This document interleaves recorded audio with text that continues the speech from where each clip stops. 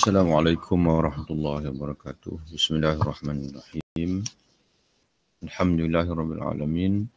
Wassalatu wassalamu ala nabiyyina wa habibina wa syafi'ina Muhammadin bin Abdullah wa ala alihi wa ashabihi wa man ihtada bihadihi wastanna bisunnatihi ila yaumiddin, amma ba'd. Qala musannif rahimahullah wa nafa'allahu bi ulumihi fid dharain amin. Amal-amal batin, yakni di dalam ibadat haji, mengikhlaskan niat, mengambil pelajaran dari berbagai tempat yang mulia dan cara merenungkan berbagai rahsia dan nilai-nilai haji dari awal hingga akhir. Di sebelum ini pengarang kitab kita telah pun menjelaskan kepada kita ada adab zahir ataupun kita boleh faham sebagai ada adab dari sudut fiqh, dari sudut pelaksanaan fizikal terhadap ibadat haji. Dan selesai yang tu, kemudian masuk dalam perbahasan ataupun pembentangan beliau berkenaan dengan penghayatan batin, penghayatan jiwa dan juga hati kita, bagaimana apa yang seharusnya hati kita ataupun jiwa kita hadir pada ketika kita melaksanakan ibadat haji. Kata dia, ketahuilah bahawa permulaan haji adalah kefahaman. Jadi permulaan ibadat haji itu mesti dimulai dengan faham, yakni tentang kedudukan haji dalam agama dan juga dalam tazkiyatun nafs, kedudukan haji sebagai alat ataupun jalan penyucian jiwa. Kemudian diikuti dengan kerinduan terhadapnya. Disebut dalam bahasa Arabnya asyauq ilaihi. Asyauq ilaihi. Mana rindu. Rindu makna kita ingin untuk melaksanakan ibadat haji. Kemudian berazam untuk melakukannya. Kemudian memutuskan berbagai keterkaitan yang menghalanginya. Ini kita berusaha untuk menyelesaikan apa-apalah yang boleh menghalangi kita dalam mengerjakan haji. Kemudian membeli pakaian ihram. Kemudian membeli ini tulisan dia, naskah PDF ni dia tak jelas di sini. Kemudian membeli, dalam bahasa Arabnya disebut syira'us sabul ihram. Kemudian syira'uz zat. Kemudian membeli bekal, azad bekal, membeli bekalan. Summa iktira'ur rahilah. Kemudian mempersiapkan kenderaan. Kemudian keluar. Setelah itu keluar musafir. Kemudian keberangkatan, kemudian berangkat. Dalam bahasa Arabnya disebut summa al-masir. Al-masir iaitu menempuh perjalanan.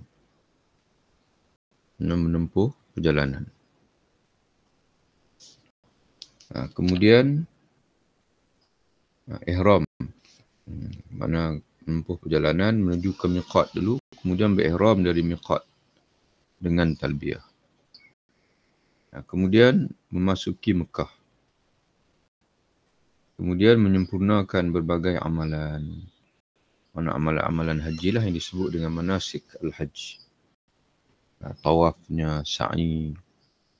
Kemudian diikuti dengan wukuf di Arafah, bermalam di Muzdalifah, melontar di Mina, bermalam di Mina. Kemudian lagi bertahallul, bercukur, atau bergunting. Itu amalan-amalan dalam ibadat haji. Dalam setiap perkara tersebut di atas terdapat peringatan bagi orang yang mencari peringatan dan pelajaran. Jadi sepanjang pelaksanaan ibadat haji ini dia ada falsafah tersendiri. Dia ada tujuan yang tersendiri, ada ilmu ataupun ada tarbiyah yang ingin dilaksanakan oleh Allah pada jiwa kita. Dalam setiap perkara tersebut di atas terdapat peringatan bagi orang yang mencari peringatan dan pelajaran. Juga terdapat pengenalan dan isyarat bagi orang yang cerdas. Terdapat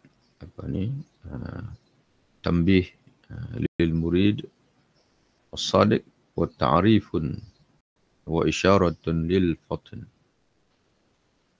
Bagi orang yang bijak lah. Orang yang bijak ada ma'rifah. Ada dipanggil kerana ilmu ni ada dua. Ilmu yang kita jelas menjadi kehendak ayat. Contohnya kita baca Quran yang jelas menjadi kehendak ayat. Jadi siapa-siapa saja yang faham bahasa Arab, dia baca ayat tu dia faham. Tapi ada yang hanya boleh difahami dengan renungan dipanggil. Kerana difahami melalui isyarat. Sebagai contohnya surah ayat Allah SWT, "Idza jaa nasrullahi wal fath wa ra'aita an-nas sayadkhuluna fi dinillahi afwaja." Apabila datang pertolongan Allah dan juga pembukaan Mekah, maka kamu akan melihat orang ramai memasuki agama Allah dengan afwajan. Kabilah demi kabilah, bukan seorang demi seorang lagi. Jadi dari segi ayat itu jelas menceritakan kemenangan Islam. Tapi pada sama ayat tersebut juga mengisyaratkan, mana secara yang tersirat dia panggil. Orang yang renung, di antaranya Ibnu Abbas, kalau orang lain gembira ketika Nabi membaca ayat ini, tapi dia pula menangis. Dia pula merasa sedih. Orang tanya, kenapa kamu sedih? Jadi kata dia, ataupun boleh kita fahami daripada maksud dia, kata ayat itu mengisyaratkan bahawasanya Nabi akan wafat. Itu dia panggil. Dalam perkara-perkara ini ada yang kita boleh faham secara hanya jelas begitu. Tapi ada hanya kita faham kalau kita renung. Kerana dia ilmu itu dia panggil ilmu yang kita perolehi secara tersurat, dia panggil tersirat, tidak tersurat.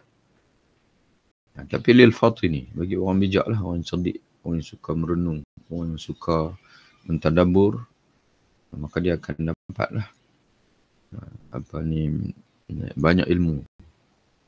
Bukan sahaja daripada Quran, daripada hadis, tapi daripada ibadat-ibadat yang dia lakukan tu.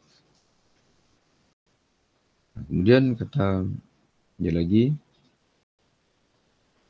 marilah kita bahas kunci-kuncinya sehingga apabila telah terbuka pintunya dan telah diketahui sebab-sebabnya, maka akan tersingkaplah bagi setiap orang yang haji akan berbagai rahsianya yang akan memberikan kejenihan dan kesucian batin dan kedalaman pemahaman. Jadi maknanya kita cari kunci lah untuk kita buka kefahaman yang disebut tadi. Amal fahmu, adapun kefahaman. Jadi kerana ibadat haji ni bermula dengan al-fahmu, kefahaman. Jadi kalau kita boleh ulang balik, jadi ibadat haji ni bermula dengan kefahaman. Itu yang pertama. Diikuti dengan kerinduan kepadanya. Diikuti dengan keazaman untuk melaksanakan dia. Diikuti dengan membuang segala halangan, kewangan kah dan sebagainya, ataupun apa sajalah halangan, kita cuba buang satu persatu, ataupun kita sebut membuang segala alasan yang mungkin boleh menggagalkan kita dalam keinginan kita untuk melakukan haji. Diikuti dengan membuat persiapan kenderaan, pakaian dan sebagainya. Diikuti dengan keluar, bermusafir, kemudian setelah itu kita masuklah dalam ibadat, bermula dengan ihram di miqat. Kemudian kita tiba di tanah haram, melaksanakan ibadat-ibadat sebagaimana yang ibadat-ibadat yang disyariatkan ataupun amalan-amalan syariatkan dalam haji. Jadi ada pun kefahaman apa yang kita perlu faham tentang ibadat haji ini sebelum kita melaksanakan dia, maka ketahuilah bahawa tidak ada wusul kepada Allah. Ya, wusul ini sampai.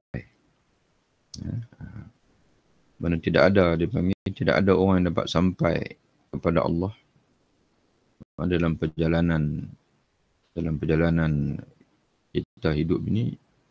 Kita ingin mencapai keredaan Allah dan juga ingin dekat dengan Allah Subhanahu wa taala. Tidak ada yang dapat mencapai wusul ila Allah kecuali dengan membersihkan diri dari berbagai syahwat, menahan berbagai kelazatan, membatasi diri pada hal-hal yang bersifat prima darurat. Maknanya kita tidak hidup dengan kemewahan, kelazatan. Bahkan kita membataskan diri kita ini hidup dalam perkara-perkara yang perlu saja. Mana dunia ini dia ambil dengan perkara-perkara yang perlu saja, tidak bermewah-mewah. Dan tajarud, yakni hanya memandang kepada Allah dalam semua gerak dan diam. Jadi ini memang pemikiran, maknanya ulama salaf dulu begitulah. Dunia ini Rasulullah SAW sendiri pun begitu, sahabat-sahabat pun begitu. Setelah hal tersebut terkikis, setelah makhluk, jadi apabila sikap itu terhakis daripada orang hari ini, kalau tengok Imam Ghazali melihat bahawasanya sikap hidup dengan sekadar perlu dan juga tajarud sepenuh kepada Allah yang tidak bermewah dengan dunia ini, pada zaman dia sendiri pun sudah terhakis, sudah terkikis. Jadi apa akibat dia? Apabila hal tersebut terkikis, setelah makhluk mengikuti berbagai syahwat, kemudian mereka meninggalkan tajarud dalam ibadah. Tajarud makna memberi penumpuan sepenuhnya untuk ibadat pada Allah, maka Allah mengutuskan Nabi-Nya untuk menghidupkan jalan akhirat dan memperbarui sunnah para Rasul dalam menempuh jalan tersebut. Jadi begitulah tabiat. Bila setiap kali berlaku manusia ini, generasi manusia ini lalai dengan dunia dan meninggalkan Allah Ta'ala, meninggalkan akhirat, maka pada ketika itu Allah mengutuskan Rasul untuk mengembalikan mereka kepada Allah dan juga menghidupkan jalan akhirat. Ketika ditanya tentang kerahiban dan wisata dalam agamanya, Nabi menjawab, Abdalana Allahu biha al-jihada wa takbira ala kulli syarafin. Allah telah menggantinya untuk kita dengan jihad dan takbir pada setiap pendakian.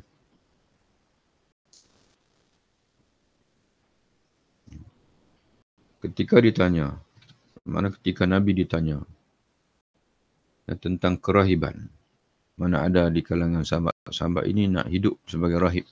Mana rahib ni mana nak hidup tanpa terlibat dengan dunia sepenuhnya. Tidak mau berkahwin, tidak mau nak hidup dengan zuhud. dan wisata. Dan wisata lah agamanya. Ketika Nabi ditanya tentang bagaimana ya Rasulullah pandangan kamu tentang kerahiban, boleh tak kami nak hidup sebagai rahib? Dan juga ditanya tentang wisata dalam agama. Ya, wisata ni terjemahan pada siyahah. Ya, boleh tak kami ni nak siyahah ni kata alim ulama kita iaitu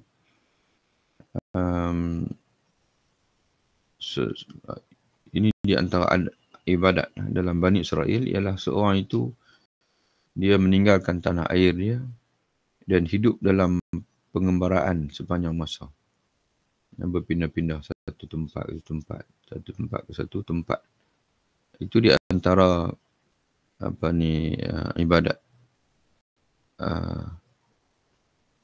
cara ibadat Bani Israel. Cara ibadat Bani Israel. Jadi ditanya kepada Nabi, dalam Islam ni boleh ke tidak lagi kerahiban dan juga wisata ini ataupun siyahah? Maka Nabi menjawab, abdalanallahu bihal jihad. Allah telah menggantikannya kepada kita untuk kita dengan jihad. Itu jihad. Dan takbir pada setiap pendakian. Takbir pada setiap pendakian. Takbira ala kulli syarafin. Dalam kitab Arabnya, dia ada tafsir yakni al-hajj, iaitu haji. Ini yang terjatuh. Maknanya tidak diterjemahkan. Iaitu haji. Makna bertakbir daripada setiap pendakian, iaitu haji. Satu ungkapan yang merujuk kepada haji, kata pengarang kitab kita lah. Mungkin kerana haji ni, maksud takbir ni dalam besarkan Allah. Itu labbaik Allahumma labbaik la syarika laka labbaik. Kerana jemaah haji ni, makna setiap sepanjang dia melaksanakan ibadat haji itu dia diiringi dengan talbiyah. Di mana talbiyah ini mungkin memberi maksud membesarkan Allah Subhanahu wa taala. Wallahu a'lam. Tapi pengarang kitab kita dinakalkan Ibn Imam Al-Ghazali lah. Dia kata maksud takbir pada setiap pendakian iaitu haji. Jadi kesimpulannya, kerahiban umat ini dan juga siyahah bagi umat ini ada dua lah. Yang pertama jihad. Yang keduanya adalah haji. Diriwayatkan oleh Abi Daud, tengok penjelasan dalam nota kaki tentang hadis ini.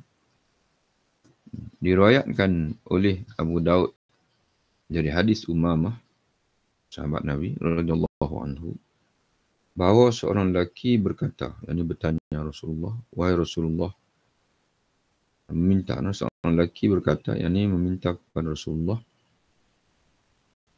wahai Rasulullah, izinkanlah daku untuk melakukan lawatan. Ya, terjemahan pada siyah tadilah, untuk melakukan pengembaraan dan hidup, dipanggil hidup bersendirian dalam pengembaraan. Nabi menjawab, sesungguhnya lawatan umatku adalah jihad jalan Allah. Ya, siyahah bagi umatku, dan tidak ada lagi semata-mata keluar bersendirian, menyendiri, maknanya hidup sebatang kara tanpa ada tujuan jelas. Ya, semata-mata untuk zuhud, untuk misahkan dengan dunia, tidak ada lagi kata Nabi, tapi Allah gantikan dengan jihad di jalan Allah. Tabrani meriwayatkannya dengan lafaz, sesungguhnya setiap umat mempunyai lawatan, yang siyahah. Sedangkan lawatan umatku, siyahah umatku adalah jihad di jalan Allah. Dan bagi setiap umat punya kerahiban. Sedangkan kerahiban umatku adalah melakukan siaga, riba, menghadapi musuh. Iaitu menempatkan diri di medan perang. Di perbatasan ataupun di medan memahati musuh. Itu riba. Itu kerahiban umat ini. Al-Baihaqi meriwayatkan dalam Asy-Syu'abil Iman dari hadis Anas, kerahiban umatku adalah jihad jalan Allah. Keduanya adalah lemah. Hadis ini lemah. Tirmizi juga meriwayatkan dan menghasankannya.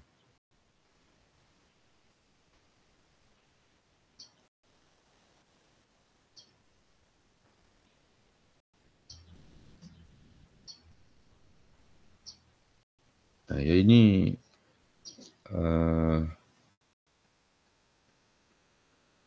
tuan kena ini sikit kesilapan ya.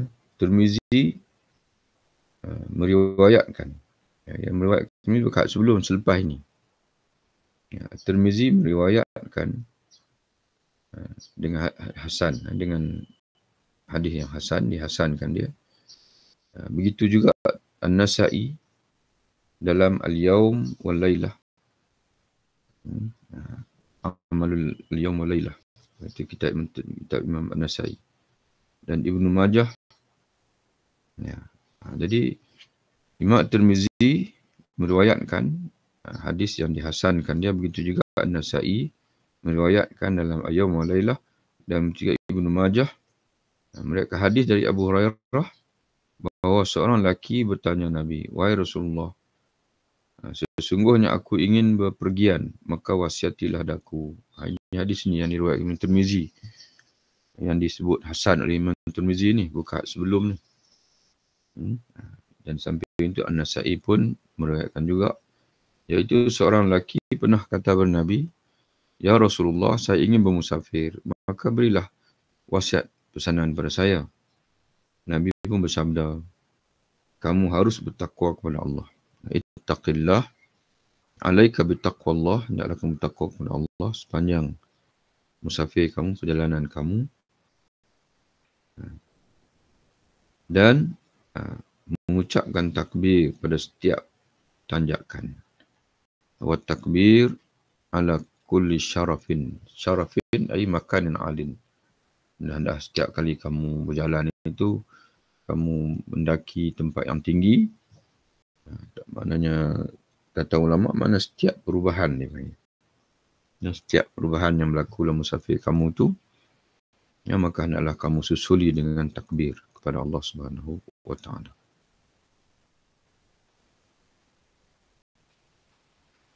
Kemudian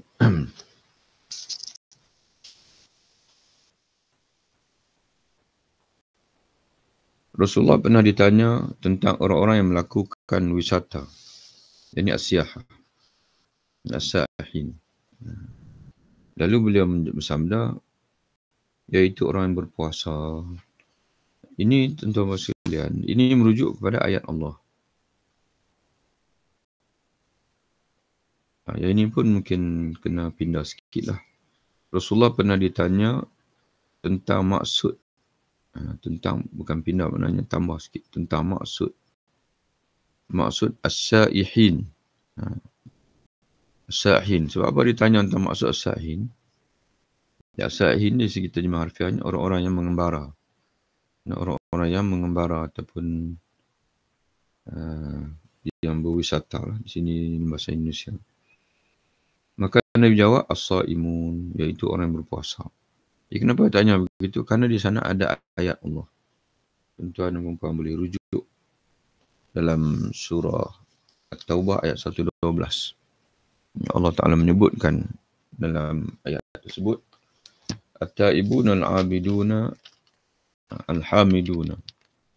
Dalam ayat sebelumnya Allah Ta'ala menyebutkan bahwasanya Allah SWT membeli daripada orang beriman jiwa mereka dan juga harta mereka, bahwasanya untuk mereka itu syurga. Inilah kata ulama ayat di mana dalam ayat lain Allah Ta'ala sebut harta dulu, kemudian baru jiwa. Tapi ayat ini Allah Ta'ala sebut jiwa dulu dan baru harta. Allah membeli daripada orang beriman jiwa-jiwa mereka dan juga harta-harta mereka, dengan bahawa bagi mereka itu syurga. Dan syurga itulah wazalikal fawzul azim, kejayaan yang besar. Kemudian Allah lanjutkan Mana orang-orang yang akan memperolehi darjat syurga itu, yang mana diberi tawaran oleh Allah untuk dibayar dengan syurga itu, iaitulah at-taibun, orang-orang yang dalam hidup mereka itu sentiasa kembali kepada Allah. Al-abidun, beribadat. Al-hamidun, sentiasa memuji Allah. As-saihun. Ini mana as-saihun? Jadi ditanya kepada Nabi, apa mana as-saihun? Maka Nabi menjawab, as-saihun ini as-saimun, orang yang berpuasa. Ar-raki'un as-sajidun, orang yang rukuk sujud, ini sentiasa mengerjakan salat. Al-amiruna bil ma'ruf wan nahuna 'anil munkar, orang yang menyeru kepada ma'ruf dan mencegah dari munkar. Wal hafizuna li hududillah, yang melihara batasan-batasan yang ditetapkan oleh Allah. Wa basyiril mu'minin, dan berilah khabar gembira oleh Muhammad kepada orang-orang beriman. Tengok nota kaki di bawah. Jadi riwayat daripada Rasulullah bahwasanya Rasulullah mentafsirkan as-saihun dengan makna as-saimun, iaitu orang berpuasa, diriwayatkan oleh Al-Baihaqi dalam Asy-Syu'ab. Jadi Imam Al-Baihaqi ni banyak sungguh kitab hadisnya. Dia seorang muhaddisin. Ada Sunan Al-Baihaqi, ada Sunan Sughra, ada Sunan Kubra. Dan ada kitab Syu'abil Iman. Yang Nabi SAW menyebutkan iman ni ada 70 cabang lebih. Lalu Imam Al-Baihaqi dia buat kajian. Dia himpunkan hadis-hadis tentang iman ini. Maka itulah Syu'abil Iman, cabang-cabang iman. Jadi ada hadisnya tentang Dalail Nubuwah. Kemudian ada kitab tentang Dalail Nubuwah. Banyaklah kitab-kitab Imam Al-Baihaqi ni, seorang ahli hadis. Bahkan masalah akidah pun dia bawa hadis, iaitu kitab ada kitab Al-Irsyad, karya apa nama kitab dia tentang akidah Imam Al-Baihaqi. Kitab membahas tentang akidah mengikut Tariq Al-Hadis. Kemudian Allah telah memberikan nikmat-Nya kepada umat ini dengan menjadikan haji sebagai kerahiban bagi mereka.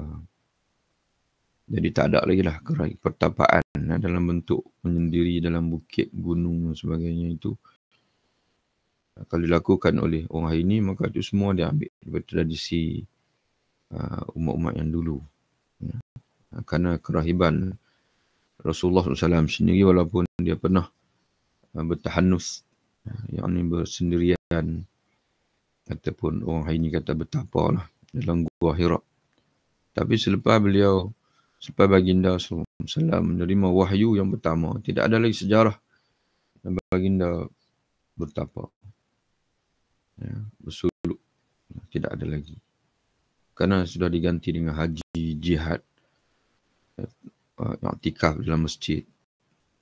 10 malam yang terakhir Nabi beriktikaf di masjid Ramadan. Jadi tidak ada lagi kerahiban. Jadi yang mana diganti dengan haji. Allah muliakan Al-Bait Al-Atiq, yakni Kaabah. Panggilan bagi Kaabah itu Al-Bait Al-Atiq, dengan menisbatkannya kepada dirinya. Jadi Allah muliakan Kaabah itu dengan Allah menyandarkan Kaabah itu kepada dirinya. Disebut dengan Baitullah. Disebut dengan Baitullah, rumah Allah.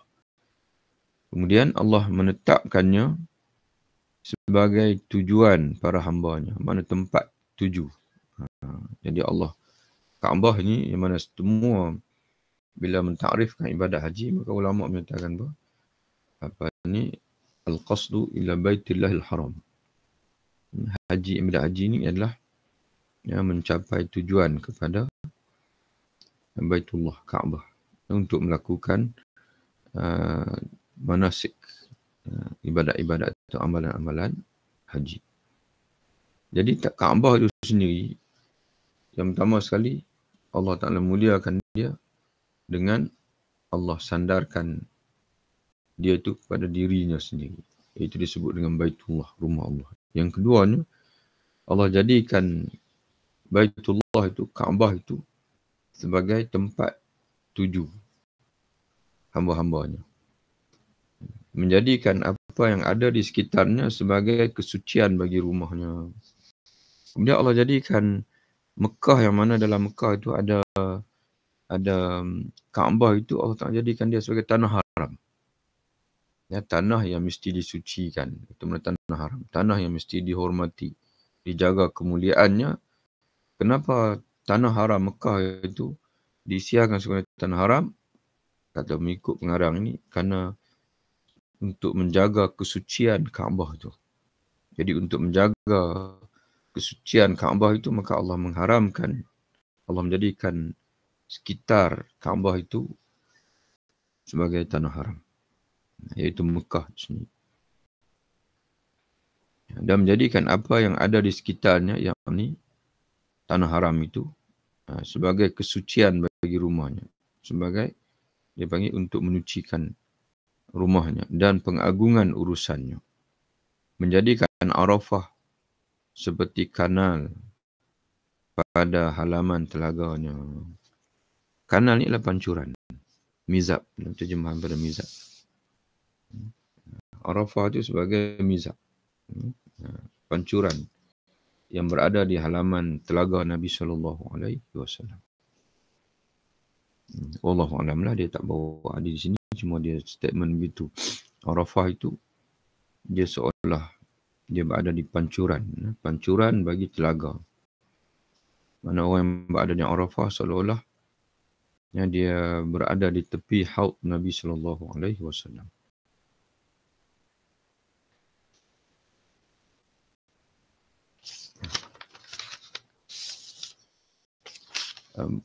Bukan haud Nabi, seolah berada di, dia panggil, telaga. Wallahu a'lam. Biasanya kalau haud ini dinisbah kepada telaga Rasulullah SAW. Tapi di sini wallahu a'lam, nisbah kepada telaga yang mana wallahu a'lam. Tapi disebut begitulah dalam bahasa Arab.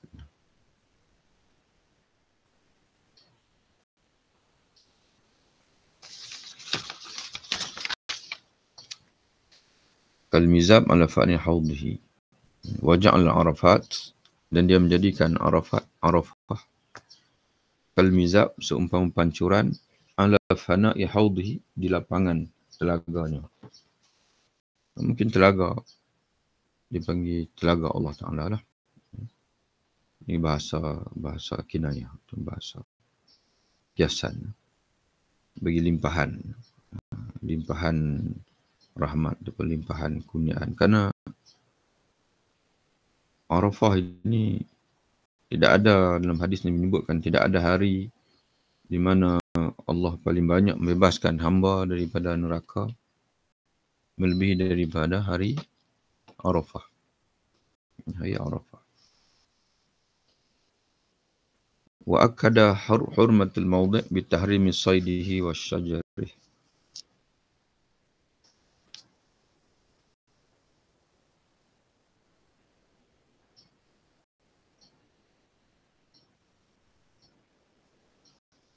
Ataupun juga boleh juga kita faham wajah ala Arafat, dan Allah menjadikan Arafat itu kal-mizab seperti pancuran ala fana'i haudhihi, bagi kepada lapangan haudhihi, telaganya, mungkin telaga Kaabah, telaga Baitullah, sebab dia menceritakan tentang Baitullah. Wallahu a'lam. Mungkin kita boleh rujuk, tengok nantilah, kita rujuk tengok dalam syarah, mungkin Al-Murtada Az-Zabidi Al-Ittihaf. Wa akada hurmatul mawdi' bi tahrimi saydihi wa syajarih. Dan Allah Subhanahu wa taala menegaskan lagi kesucian tempat itu, mana tempat beradanya Kaabah, iaitu tanah haram itu, dengan mengharamkan binatang buruan dan pepohonannya. Mana sebab tu di tanah haram itu diharam berburu dan juga diharam untuk menebang pohon-pohon yang tumbuh liar di dalam kawasan tanah haram. Itu semua untuk menjaga kehormatan, kesucian Kaabah itu sendiri. Yang dijadikan sebagai tujuan pada penziarah dari segenap penjuru nun jauh dalam keadaan debu, dalam keadaan dekil, mana kusut masai, di mana dijadikan Kaabah itu sebagai tempat tuju bagi segenap orang yang datang menziarahinya, yang datang dari segenap penjuru, termasuk yang sangat jauh dalam keadaan yang datang dalam keadaan dekil, syaks, ash'az, aghbara, kita dah sebut sebelum ni, iaitu dalam keadaan rambut kusut masai dan juga berdebu. Ya, seraya merendahkan diri kepada pemilik rumah. Yang ni Allah Ta'ala lah, pemilik rumah, pemilik Baitullah. Berserah diri kepadanya kerana tunduk kepada keagungannya dan pasrah kepada keperkasaannya. Disertai pengakuan bahawa dia terbebaskan dari bertempat. Jadi semua kefahaman tadi hendaklah disertai dengan pengakuan kita bahawasanya Allah Ta'ala ni bebas dari bertempat di sebuah negeri, rumah atau negeri. Jadi bukan bermakna Allah Ta'ala ni pesan menamakan Kaabah itu sebagai Baitullah, makna di situlah rumah Allah. Bukan maksud itu. Nah, sebab itu dia kata, pada yang sama hendaklah kita mengakui bahawasanya dia ni Allah terbebas dari bertempat di sebuah rumah atau negeri. Agar hal tersebut lebih dapat menyempurnakan kehambaan dan ketundukan mereka. Oleh sebab itu, dia mewajibkan kepada mereka dalam haji ini berbagai amal perbuatan yang tidak akrab pada jiwa.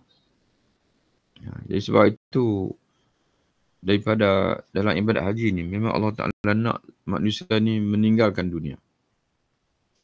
Meninggalkan dunia dan memberi tumpuan sepenuhnya kepada dia. Yang mengembara untuk menuju kepada Allah dengan meninggalkan dunia. Sebab itu, sepanjang kita mengerjakan ibadat haji, kita berada dalam ihram, pakaian pun tak boleh kita pakai melainkan pakaian rida dan juga izar. Tak boleh pakai kepiah, baju dan sebagainya, benda-benda yang berjahit berlituk. Yang mana yang dibuat, yang dijalin untuk menutupi tubuh. Tak boleh dia pakai, mesti pakai pakaian bentuk sekeping. Sekeping pakaian, iaitu sekeping dipanggil selimut untuk menutupi bahagian atas dan sekeping selimut untuk menutupi bahagian bawah. Kemudian tak boleh berwangian, tak boleh berjimat. Ya, bukan saja berjimat, tak boleh panggil apa, muqaddimah jimat pun tak boleh.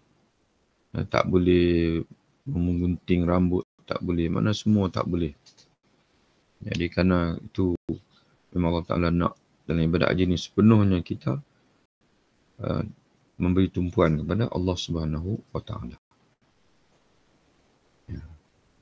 Oleh sebab itu dia mewajibkan kepada mereka ibadat haji ini berbagai amalan yang tidak akrab bagi jiwa. Maknanya dari segi kejiwaan dia memang jiwa tak nak. Tapi Allah Ta'ala suruh juga. Jadi sebab itu orang yang sanggup melakukan ibadat haji ini, dia telah berjaya untuk meninggalkan keinginan dia. Sebaiknya dia terjemah nafsu, yang akrab bagi nafsu. Dan tidak bisa difahami makna-makna akal. Seperti melontar dengan batu kerikil, melontar jamrah. Jadi segi akal tak boleh faham. Kenapa? Dari segi logiknya, kenapa perlu melontar? Dan begitu juga berjalan ulang-alik ni Safa dan Marwah ni sa'i. Akal pun tak boleh nak teris. Kenapa? Perlu jalan ulang-alik Safa dan Marwah. Seperti melontar dengan batu kerikil dan berulang-alik antara Safa dan Marwah berapa kali putaran. Dengan bagai amal perbuatan seperti ini, nampaklah kesempurnaan kehambaan dan ubudiyah. Nanti dia akan jelaskan lagi. Mana sehingga akan makna di luar logik. Ibadat haji ini di luar logik dan juga di luar keinginan nafsu. Maka bila kita boleh sisihkan daripada diri kita nafsu dan juga akal, dan kita buat itu semata-mata kerana mematuhi perintah Allah, maka nampaklah kesempurnaan kehambaan dan ubudiyah. Ya, sehingga orang tanya, kenapa kamu berulang-alik berjalan Safa dan Marwah? Apa logiknya? Apa faedahnya? Maka kita hanya ada satu jawapan saja. Kerana itu adalah perintah Allah. Ya, kerana itu adalah perintah Allah Subhanahu wa Ta'ala. Kenapa kamu melontar 3 hari? Melontar Jamratul Aqabah hari yang pertama, hari 10 Zulhijjah. Satu telaga itu Aqabah. Kemudian hari yang ke-11 Zulhijjah dan juga ke-12 Zulhijjah melontar di 3 jamrah. Kenapa melontar? Siapa yang kamu lontar? Wallahu a'lam. Tapi jawapannya iaitu Allah Ta'ala yang perintahkan. Perbuatan tersebut saya melakukannya. Maka itu semua menzahirkan, menampakkan kesempurnaan kehambaan dan ubudiyah kita kepada Allah Ta'ala. Jadi insyaAllah kita berhenti situ. Nanti kita sambung lagi dalam bacaan yang lain insyaAllah. Wabillahi taufiq. Assalamualaikum warahmatullahi wabarakatuh.